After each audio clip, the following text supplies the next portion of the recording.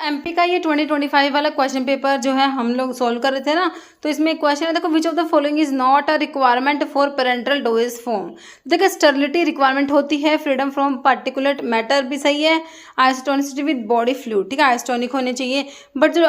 Acidic pH below 3 ये कोई requirement नहीं होता, तो ऑप्शन डी आपका नोट पूछा हुआ करेक्ट हो जाएगा। Following which of the following is diatomaceous earth filter, है ना, तो डायटोमेशियस अर्थ फिल्टर कौन सा है, चैम्बरलैंड लिखा, बर्केफील्ड, डोल्टन या बायोलैंड। तो यहाँ पर जो है हमारा आंसर हो जाएगा बर्केलैंड, ऑप्शन बी हो जाएगा। जो बर्केफील्ड फिल्टर होता है, it is a water filter made of diatomaceous earth, kieselguhr से बना होता है। Okay, next evaluate the provisions of the drug and magic remedies act, जिसे हम ऑब्जेक्शनेबल एडवर्टीजमेंट एक्ट भी कहते हैं 1954, and identify which of the following is prohibited under the act, है ना। तो इसमें जो है आपकी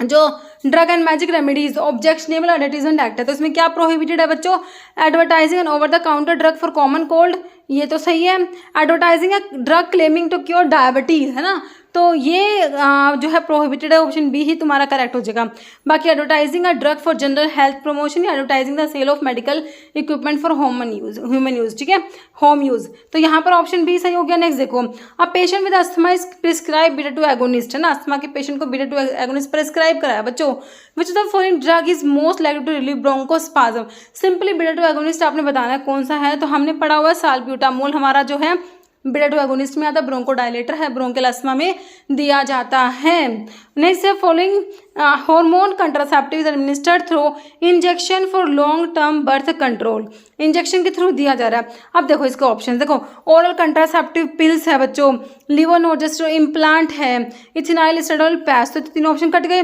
बचा क्या ऑप्शन है, depomedroxyprogesterone acetate DMPA। Okay,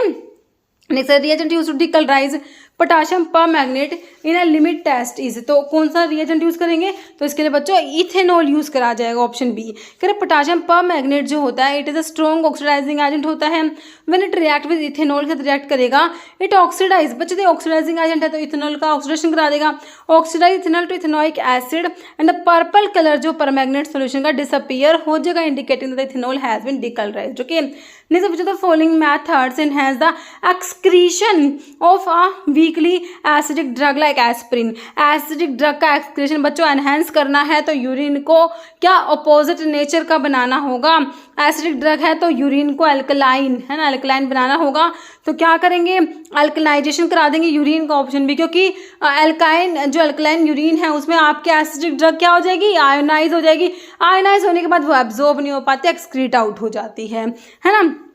option B correct.